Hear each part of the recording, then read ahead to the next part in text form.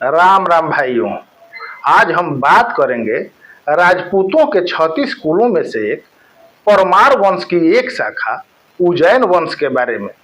तो आइए आपको ले चलते हैं अग्नि से परमार और परमार से उज्जैन वंश तक के सफर पर।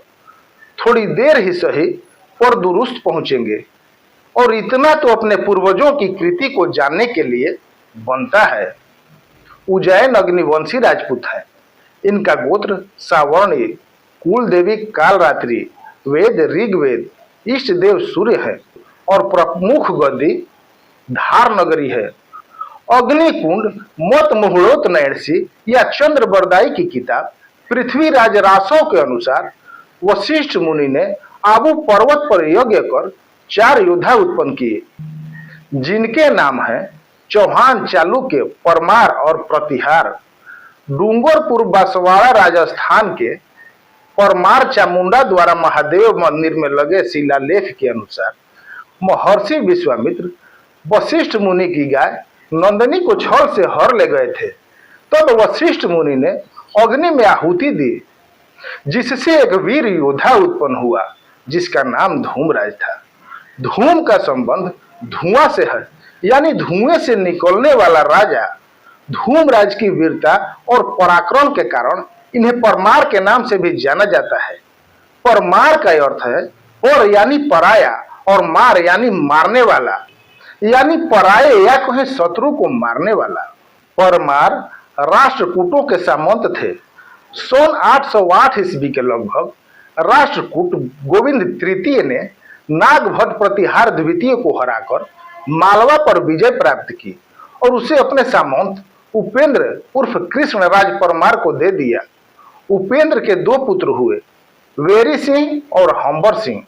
वेरी सिंह मालवा में ही रहा, लेकिन उसके छोटे भाई हम्बर सिंह ने वांगड़ को जीतकर मालवा राज्य के अधीनस्थ अलग राज्य स्थापित किया। मालवा के परमार मुंज ने अपने राज्य का विस्तार झालावाड़ राज, मेवाड़ राज, नाडोल व किराडू तक किया। मुंज ने आबू जीतकर अपने पुत्रों अरौल राज व चंदन को क्रमशः आबू और जबालीपुर का शासन सौंप दिया। उसने अपने भतीजे दुसाल को भी भिनमाल का शासन सौंप दिया था। इनकी राजधानी चंद्रावती थी, जो आबू रोड रेलवे स्टेशन से लगभग 4 मील दक्षिण में है। कहते हैं कि आबू पर्वत का अचलगढ़ का किला और चंद्रावती नगरी इन्हीं लोगों की बसाई हुई है। इनके मूल पुरुष धूमराज के वंश में आबू के प्रथम राजा सिंधुराज सन 1000 के लगभग हुए। सिंधुराज से 5वें वंशधर धरणी वराह हुए। धरणी वराह ने अपने राज्य को 9 भागों में बांट दिया, इसलिए इस राज्य को 9 कोटि मारवाड़ नाम दिया गया। इनके बाद इनके कुल में धंधुक राजा हुए, जिन्होंने देलवाड़ा में जैन मंदिर का निर्माण कराया, जिसे आदिनाथ मंदिर के नाम से जाना जाता है। जेम्स टूल्ड के अनुसार यह मंदिर ताजमहल के बाद दूसरी सबसे खूबसूरत इमारत है। इस वंश में धारावर्ष शक्तिशाली राजा हुए। इन्होंने अपने पराक्रम से 3 तुर्क शासकों मुहम्मद गोरी, कुतुबुद्दीन ऐबक और इल्तुतमिश को बुरी तरह से हराया। इसलिए अचलगढ़ के किले में एक मूर्ति में धारावर्ष को एक तीर से 3 भैंसों को छेदते हुए दिखाया गया है। ये 3 भैंसे मुहम्मद गोरी, कुतुबुद्दीन ऐबक और इल्तुतमिश हैं।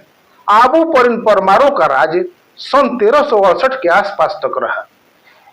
इनकी एक शाखा ने मौर्यों से मालवा प्रांत छीनकर उज्जैन नगरी को अपनी राजधानी बनाया। इस वंश के 8वें राजा सिंधुराज तक परमारों की राजधानी उज्जैन में रही। इनके बाद इस वंश में राजा भोज राजा हुए। राजा भोज ने लगभग 1010 से 1055 ईस्वी तक राज किया। राजा भोज ने भोजपाल नामक शहर बसाया, जिसे आज हम भोपाल के नाम से जानते हैं। राजा भोज संस्कृत के विद्वान और कवि थे। भोज ने सरस्वती कंठ भरण, चंपू रामायण, युक्ति कल्पतरु इत्यादि 84 ग्रंथों की रचना की। राजा भोज ने धार को अपनी राजधानी बनाया तथा विश्व प्रसिद्ध भोजपुर मंदिर उज्जैन में महाकालेश्वर मंदिर, धार की भोजशाला और भोपाल के विशाल तालाब का निर्माण किया। राजा भोज के शासनकाल के दौरान धार पूरे भारतवर्ष में संस्कृति और शिक्षा के केंद्र के रूप में विख्यात था। इनके बारे में एक पंक्ति बोली जाती है, जहां पवार तह धार, धार जहां पवार, धार बिन पवार नहीं, नहीं पवार बिन धार। सन 1305 ईस्वी में अलाउद्दीन खिलजी ने धार पर आक्रमण किया। दोनों तरफ से भयंकर युद्ध हुए, परंतु इस युद्ध ने राजा भोज के वंशज राजा देवराज की हार हुई। सन 1305 ईस्वी में अलाउद्दीन खिलजी ने धार पर आक्रमण किया। दोनों तरफ से भयंकर युद्ध हुए, परंतु इस युद्ध में राजा भोज के वंशज राजा देवराज की हार हुई और खिलजी विजयी हुआ। हालांकि 1730 में राजा आनंद राज पवार ने गुजरात से आकर धार पर आक्रमण किया और इसे पुनः वापस लिया और 1742 में धार को दोबारा राजधानी बनाया। हम चलते हैं राजा देवराज की ओर, क्योंकि हमें उज्जैन वंश की तरफ चलना है। खिलजी से हार के बाद राजा देवराज किकट क्षेत्र में आ गए। बिहार के शाहाबाद से लेकर औरंगाबाद, जहानाबाद होते हुए झारखंड के गढ़वा, पलामू तक के भूभाग को उस वक्त किकट क्षेत्र के नाम से जाना जाता था। किकट क्षेत्र में उस वक्त चेरो राजा मुकुंद का साम्राज्य था। राजा मुकुंद ने देवराज को अपने राज्य में शरण दिया तथा उन्हें रहने के लिए बक्सर और भोजपुर जिले के आसपास का क्षेत्र दे दिया। 1324 से 1344 ईस्वी तक इन्होंने राज किया।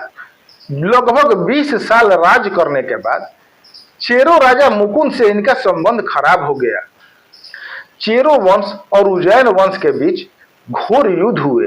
इस युद्ध में राजा देवराज उर्फ संतन सिंह वीरगति को प्राप्त हुए। इस वंश में ओंकार देव प्रतापी राजा हुए। इन्होंने बेहटा को अपनी राजधानी बनाया। राजा देवराज के मरणोपरांत चेरो वंश और उज्जैन वंश के बीच हमेशा तनाव रहा तथा दोनों वंश के लोग आपस में लड़ते रहे। 14वीं शताब्दी के दौरान राजा हुंकार सिंह और चेरो वंश के बीच घोर युद्ध हुए, जिसमें चेरो वंश के लगभग 20,000 सैनिक मारे गए। लगभग 100 साल बाद उज्जैन वंश ने चेरो वंश को बिहार के क्षेत्र से बाहर का रास्ता दिखाकर राजा देवराज की मृत्यु का बदला पूरा कर लिया। इस युद्ध का परिणाम ये हुआ कि चेरो वंश के लोग झारखंड के गढ़वा तथा पलामू के आसपास के क्षेत्र में सिमट कर रह गए। इस युद्ध में मुगलों ने उज्जैन वंश का साथ दिया था। इस कारण ही जीत संभव हो पाई थी। उज्जैन वंश के लोग बुद्धिमान, वीर और युद्ध कला में निपुण थे। उज्जैनी टोपी इनकी शान हुआ करती थी।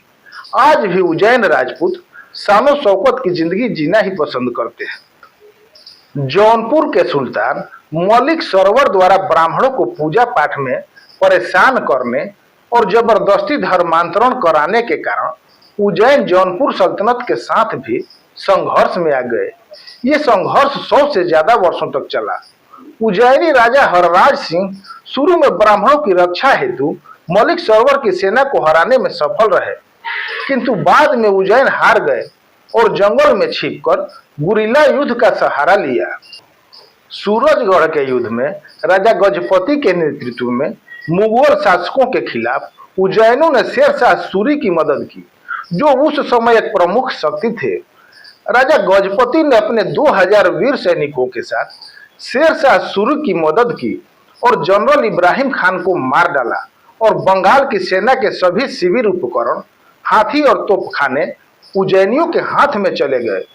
शेरशाह सूरी की मदद के बदले में उज्जैनियों को किसी भी लूट का हक था, जिसे उन्होंने पाया था।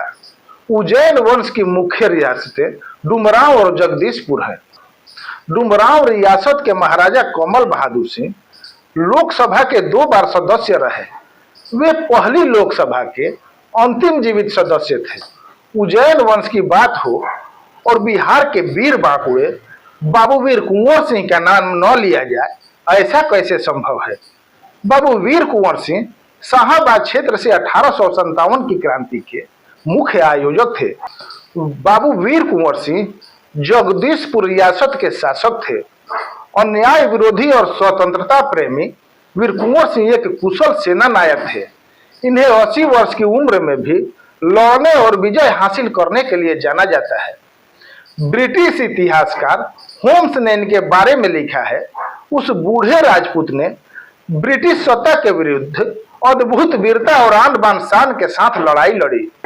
यह गनीमत थी कि युद्ध के समय वीर कुंवर सिंह की उम्र 80 के करीब थी।